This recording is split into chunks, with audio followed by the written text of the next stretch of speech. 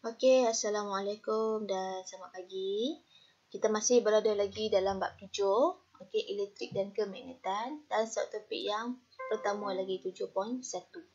Okey, untuk hari ini kita akan belajar tentang arus elektrik. Okey, so ada beberapa terms lah.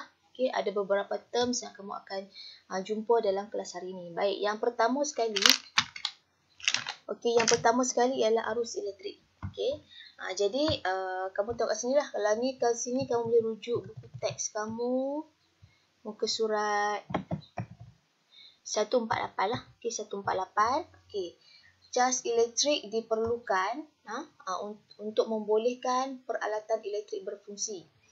Okey, tenaga yang diperlukan untuk mengalirkan cas tersebut boleh dijana daripada sumber-sumber seperti penjana elektrik, sel kering ataupun sel suria. Jadi kalau kamu tengok kat sini, ni contohlah sel kering yang biasa kita guna. Baik.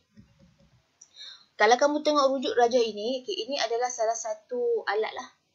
Okey, di mana dia nak alat yang dipanggil penjana Van de Graaff. Inilah kubah penjana Van de Graaff. Okey. Jadi kalau yang ni cikgu akan teranglah nanti bila kita bincang buku kerja, cikgu akan terang apa berkaitan penjana ini dengan cas elektrik dan juga arus elektrik. Okey. Baik. So, kamu tengok kat sini di bawah huraian. Pesongan penunjuk galvanometer menunjukkan kewujudan arus elektrik. Okey, so arus elektrik ni boleh ditakrifkan ataupun sama dengan kadar pengaliran cas elektrik melalui suatu konduktor. Konduktor ini apa-apa saja bahan yang membenarkan arus elektrik mengalir. Okey, benar arus elektrik mengalir ataupun melaluinya. Itu kita panggil konduktor. Okey, yang berlawanan dengannya adalah penebat. This one is the conductor. Okey, jadi arus elektrik bermaksud kadar pengaliran cas elektrik. Okey, baik. So, macam mana kita nak ukur kuantiti elektrik yang mengalir tersebut? Baik, pengaliran arus elektrik dapat diukur dengan menggunakan satu alat yang dipanggil ammeter lah. Okey, ammeter. Jadi, kamu tengok kan, ada belajar masa tingkatan 1, unit SI ataupun unit standard bagi arus elektrik ialah ampere, simbol A huruf besar. Okey, apa pula voltan? Okey, voltan ialah beza upaya di antara dua titik yang boleh diukur dalam unit volt. Simbol V huruf besar menggunakan voltmeter. Okey, ni contoh gambar sebelah ni, ini adalah contoh voltmeter. Ammeter pun lebih kurang macam ni juga bentuk dia, cuma kalau kita nak tengok senang je. Kamu tengok kat label sini, kat sini V kan. Kalau ammeter dia letak A kat sini. Okey, baik. Seterusnya, okey, aktiviti ni nanti cikgu terangkanlah masa kita buat perbincangan buku kerja kamu. Okey. Okey, so untuk hari ni hubungan antara arus, voltan dan juga rintangan. Okey, keupayaan sesuatu konduktor untuk mengehadkan ataupun menentang aliran arus melaluinya dikenali sebagai rintangan. Okey, apa-apa saja perkakas elektrik, komponen elektronik, setiap komponen tersebut memang akan ada rintangan. Okey, apa itu rintangan? Rintangan ini ialah keadaan semula jadi yang ada dalam konduktor, sama ada dia nak had ataupun dia nak tentang aliran arus elektrik melaluinya. Apa-apa sahaja komponen elektronik. Jadi unit bagi rintangan ialah ohm ataupun simbol macam inilah. Alright. Okey, perintang piawai mempunyai rintangan yang tetap, manakala perintang boleh ubah atau restart mempunyai rintangan yang boleh diubah. So, rintangan ada dua jenis lah. Sama ada dia perintang tetap, okey, ataupun perintang boleh laras ataupun perintang boleh ubah. Okey, so arus, voltan dan rintangan ini merupakan tiga kuantiti elektrik yang berkait rapat antara satu sama lain dalam suatu lingkar. perubahan magnitude. Magnitude ni maksudnya nilai lah. Okey, magnitude ataupun nilai dalam salah satu kuantiti elektrik ini akan memberi kesan kepada magnitude kuantiti-kuantiti yang lain. Okey. So, tiga-tiga depa ni, tiga beradik depa ni, arus, voltan dan rintangan ini saling mempengaruhi ataupun saling memberi kesan antara satu sama yang lain. Okey. So,